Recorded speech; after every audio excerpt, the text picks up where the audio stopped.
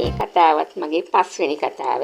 මේ අපි ගම්පලාතට හැගමේ සිද්ධ වෙච්ච කතාවක් සිදුවීමක්. මට මේ කතාව කිව්වේ මගේ මිතුරියක් තමයි. ඇය කියන විදිහට ඒ ගමේ ජීවත් වෙනවා දරු පවුලක්. සමාජිකව 6 දෙනෙක් ඉන්නවා. මේ ගෙදර ඉන්න තාත්තා මස් මාංශ කන්න හරි කැමතියි. එයාට මස් නැතුව බත් කන්නම බෑ. ඒකට මුදල් වැඩියක් නෑ අතේ. ඒක නිසා අයා මොකද කරන්නේ? හවසට ගිහිල්ලා ඇල ළඟට ගිහිල්ලා ඉබ්බෝ කකුලු අල්ලාගෙන එනවා. ඇවිල්ලා මරලා බිරිඳට කියනවා උයන්න කියලා. ඉතින් බිරිඳ උයලා දෙනවා.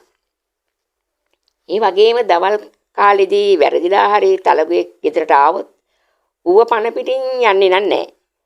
මගේ මිතුරේ කියන විදිහට එයා කොහොම හරි අර තලගුවා අල්ල ගන්නවා. අල්ලගෙන පෝරුරේකට දානවා. දාලා ඊට පස්සේ පෝරුරේ ගැට ගහලා තදින්ම ඉතින් උට වද දීලා මරනවා. ඉතින් මරණ හැටි මට කියන්න අමාරුයි ඒ තරම්ම දුක හිතෙන නිසා. ඒක නිසා ඉතින් මේ සියල්ලම සිදු වෙනකොට ඒ ගෙදර ඉන්නවා අවුරුදු 12ක 13ක විතර දරුවෙක්, පිරිමි දරුවෙක්. එයා ඉතින් මේව හොඳට බලාගෙන ඉන්නවා. ඒ දරුවාට කියන්නේ තාත්තා කියන්නේ ඇඟ හොදට හැදෙන්න ඕනනේ. ඒක නිසා ඉබි මස් කන්න ඕන, තලගොයි මස් කන්න ඕන. මෙහෙම කෑම හරි ශක්තිමත් ඇඟ. ඒකයි මම මේ සතුන් මරන්නේ උගන්ට කන්න දෙන්න කියලා ඔහම කියනවා. ඉතින් එයාත් හරි සතුටින් මේ වහගෙන ඉඳලා එයාත් මොකද කරේ? ඇල ළඟට ගිහිල්ලා කකුලුව එහෙම ඉන්නවනම් කොහොම හරි අල්ල ගන්නවා. අල්ලගෙන ඇවිල්ලා අම්මට කියනවා තාත්තා වගේ මමත් කකුලුව ටිකක් අල්ලගත්තා. මට හදලා දෙන්න මේක අපිට කන්න කියලා එම් කියනවා. ඉතින් අම්මා නම් අහිංසක මිනිසෙක්. නමුත් කරන්න දෙයක් නැහැ. මහත්තයාට උඩින් යන්නෙත් නැහැ. ඉතින් මහත්තයාට මස් මාංශ ඕන නිසා කරන්න දෙයක්වත් නැහැ. ඒ පාර ඉතින් මෙයා හදලා දෙනවා. ඔය විදිහට මාස ගණන් අවුරුදු ගණන් ඔබ ගෙවිලා යනවා. අර තාත්තා වයසට යනවා. පුතා තරුණයෙක් වෙනවා. තාත්තගේ ඉතින් අවසාන කාලේ උදා වුණා. මේ යන්න සතියකට විතර කලින් ඒ තැනැත්තා විලාප ගහනවලු. අනේ මගේ ඇඟ රිදෙනවා, මට හරි අමාරුයි.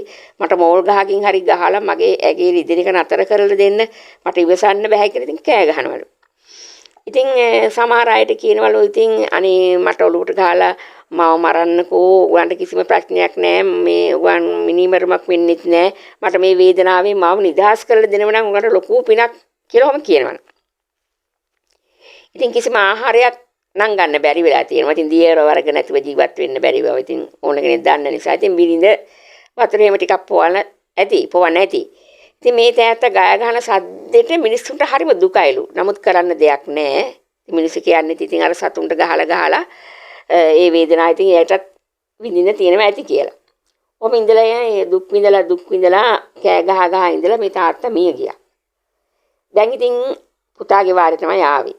තාත්තා මිය ගියාට පුතාට උගන්වලා ගියේ සතුන් මරණ හැටි. ඉතින් මේ පුතාත් මොකද කරන්නේ? තලගොයෙක්, ඉත්තෑවෙක්, ඉබ්බෙක් එහෙම කොහේ හරි දැක්කොත් කොහොම හරි අල්ල ගන්නවා. කොහොම හරි අල්ලගෙන ඇවිල්ලා මරලා උයාගෙන කනවා. පසු කාලෙකදී හරීම අපරාධයක් තමයි මේ හක්කපටස් කියලා જાතියක් තියලා සතුන් මරනවා. උන් හරි දුක් විඳලා මැරෙන බව තමයි මම අහලා තියෙන්නේ. ඉතින් ওই විදිහට ඉන්නවා. ඉතින් මේ පුතා මේ අටවන උගුල් වලට අහුවෙලා ඌරෝ මැරෙනවා. ඌරෙක් මැරුණ දාට ඉතින් මේ දරුවන්ට හරි සතුටුයි. ළඟ ගෙවල් වලට ඌරු මස් විකුණලා හොඳ ආදායමක් ලබා ගන්නවා. අර උගුලට අහුවෙලා ඉන්න ඌරෝ එහෙම පණ යන්නත් කලින් කකුලෙන් කපලා ගන්නවලු යා. ඒ තරම් මෙයා අමානුෂිකයි. ඉතින් මේවා ප්‍රසිද්ධයි. ඉතින් ඇත්තටම මේ ගම්පලාතේ. ඉතින් සතියකට වරක් ඌරෙක් නම් අල්ල ගන්නවමයි. ඌ ඉතින් හුඟක් දුක් විඳලා තමයි මැරෙන්නේ. කාලය ගෙවිලා යනවා ඔය අතරේ. ඉතින් අර තරුණයා ඕනමටවත් වඩා දැන් පව් එකතු කරගෙන තියෙන්නේ. ඊළඟට එන්නේ කළපව් පළ දෙන වෙලාව. ඉතින් අර තරුණයා එයා වාගේම ගතිගුණ තියෙන පිරිමි ළමයි තමයි වැඩිපුර ඇසුරට ගන්නෙ.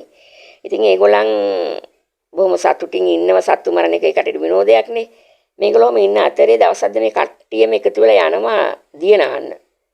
දියනාමින් ඉන්නවා. එහෙම ඉන්න අතරේ මේ දරුවා මේ පිරිමි ළමයා සබන් ගන්න එනවා. ඇවිල්ලා ඒ දණ්ඩ උඩ වාඩි වෙනවා. වාඩි වෙලා සබන් ගන්නවා. කතා කර ඉතින් ඉන්නවා. ඔහොම ඉන්නකොට දී යටින් එනවා කිඹුලේ. ඒ කිඹුලට අහු වෙනවා මේ වතුරට වැටලා තියෙන මේ තරුණයාගේ කකුල. එයා කිඹුලගේ ඉතින් කිඹුලෙක් කකුලට අල්ලනකොටම දැනෙනවනේ. එයා කෑ ගහනවා. කෑ ගහනකොට ඉතින් ළඟ හිටිය අය අහනිකට පිරිසෙක් ඉක්මනට එකතු වෙලා පොළු වලින් ගහනවා. ළඟ තියෙන පොල් පිටි වලින් ඒවෙන් ගහලා කොමාරි අර කිඹුලව බය කරනවා. බය කළා කොමාරි තරුණයව අල්ලගෙන යන ඉඩ දෙන්නේ නැහැ. ඉතින් අර ওই විදිහට කොමාරියා ඒ කිඹුලට තේරුණා මෙයා ගොදුරට ගන්න බැරි බව, සෙනඟ පිරිස වැඩි බව තේරෙන්නේ නැති. එයා මොකද කරේ? කිඹුලා මොකද කරේ? අර පිරිමින මගේ දණහිසලගින්ම කඩාගත්තා. එහෙම කඩාගෙන දේ යටට යනවා. ඉතින් තරුණයාගේ ජීවිතේ බේරෙනවා. බේරුණාට ඉතින් වැඩක් නැහැ. කකුලේ කොටසක් කඩාගෙන ගිහිල්ලා. ඉතින් අර තරුණයා ඉස්පිරිතාලට එක්කන් යනවා. කාලයක් ඉස්පිරිතාලේ ඉඳලා දුක් විඳලා බොහොම අමාරුවෙන් මේ සනීප කරගෙන ආවා. මාස 3ක් විතර ඉඳලා සනීප කරගෙන ආවා. හැබැයි ඉතින් කකුලේ භාගයක් නැහැ. ඉතින් එයා හරියට දුක් වෙනවලු. මට වෙච්ච දේ මම හිතුවේ නෑ මට මෙහෙම දෙයක් වෙයි කියලා. මට හම්බ කරගන්නවත් විදියක් නැහැ කියලා. ඉතින් එයා හරියට දුක් වෙනවා. ඉතින් ගම්වාසීන් හොඳයි. ඔහු ගැන නොබලා ඉන්නේ නෑ, නොසොයා ඉන්නේ නෑ. එයා කරපු පව් කට්ටිය හැමෝම දන්නවා, හැමෝම කතා වෙනවා. නමුත් ඉතින් මේ අසරණ වුණාට පස්සේ ඒව කතා කරලා වැඩක් නැති බව දන්නවා. ඒක නිසා මොකද කරේ? ඥාතින් මෙයාට කෑම වේලෙම දෙනවා. උදව් උපකාර කරනවා. බෙහෙත් ගන්න ඕන වුණාම එක්කගෙනත් යනවා. ඉතින් අර තරුණයා කවදාවත් හිතුවේ නැහැ මට මෙහෙම විපතක් වේවි කියලා. මොකද එයා ඒ තරම්ම ශක්ති සම්පන්නව තමයි හැසිරුනේ, වැඩ කරේ ওই විදියට. නමුත් අද එයාට කකුල නැතුව හරම බොහොම අමාරුවෙන් ඇවිද යනවා.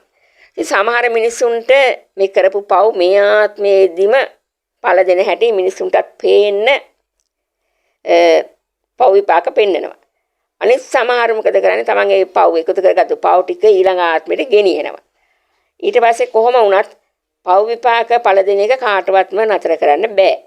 ඒක තමයි මේ දරුවටත් උනේ. මේ දරුව කරපු පව් එකතු වෙලා අවසානයේදී සදාකාලිකවම විඳවන්න දෙයක් කරලා එයා ඉතින් අදටත් දුක් වෙවි ඒ පළාතේ ජීවත් වෙනවා. මේ කතාව අහන ඔයාලගෙන් මම පුංචි උදව්වක් බලාපොරොත්තු වෙනවා. මම ඉන්නේ ගඟට ආසන්න නිවසක. මට හිටියා බල්ලෝ 17ක් විතර.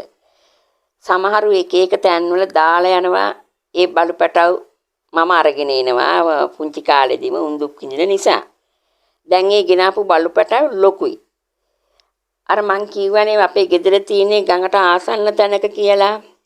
ඉතින් ඒ ගඟ අතු ගංගාවේ ඉන්නවා විශාල කිඹුල්ලු 3 දෙනෙක්. පින යනවා එහා පැත්තට මෙහා පැත්තට යනවා. ඉතින් ඒ බල්ලෝ 17න්ම බල්ලෝ 5ක් වරින් වර අර කිඹුලු අල්ලගත්තා. අපේ පළාතේ මගේ බල්ලෝ විතරක් නෙමෙයි අපේ පළාතේ ඉන්නේ හැම ගෙදරකම බල්ලෝ ටික නැහැ. හරක් එහෙම කිඹුලු අල්ල ගන්නවා. බල්ලෝ ටික සෙල්ලම් කරන්න යනවා ගඟ අයිනට. ඉතින් කිඹුලා සද්ද නැතුව නිහඬවම ඉන්නවා ළඟටම එනකම් බල්ලෝ ටික. ඉතින් මේ බල්ලෝ ටික කිඹුලා දැක්ක ගමන්ම දුවල යනවා බුරාගෙන. ඒක බල්ලෙක් අල්ලගෙන ඉතින් ඇලට පනිනවා මේ කිඹුලා. මේ විදිහට වරින් වර 5 දෙනාම අල්ලගත්තා. ඉතින් මේ දර්ශනය නම් බලන් ඉන්න හරි අමාරුයි. අපි දරුවෝ වගේ තමයි ඉතින් බලු පැටව වුණත් හදන්නේ. ඉතින් මම සායන කාලයක් අඬලා තියෙනවා මේ දර්ශනය දැකලම. මොකද මම පුංචි කාලේදීම උන්ට කන්න දීලා හැදුව නිසා. ඉතින් උදව්වක් කරන්න හිතන කෙනෙක් ඉන්නවා නම් මට කිඹුල් දැලක් ගන්න උදව් කරනවා නම් ඒක විශාල උදව්වක්. කිඹුල් දැල හිටව ගන්නත් සිමෙන්ති වැලිගඩොල් යනවා.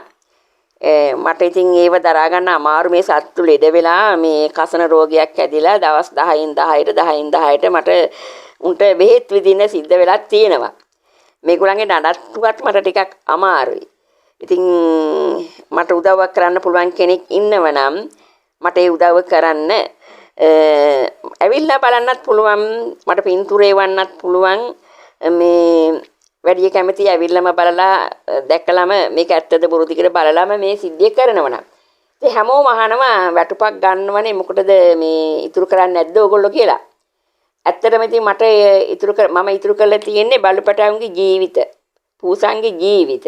මම සල්ලි ඉතුරු කරලා නැහැ. ඒකයි මට මේ උදව්ව මම ඔයාලගෙන් ඉල්ලුවේ. පුළුවන් කෙනෙක් මට උදව් කරන්න. හරි ස්තුතියි.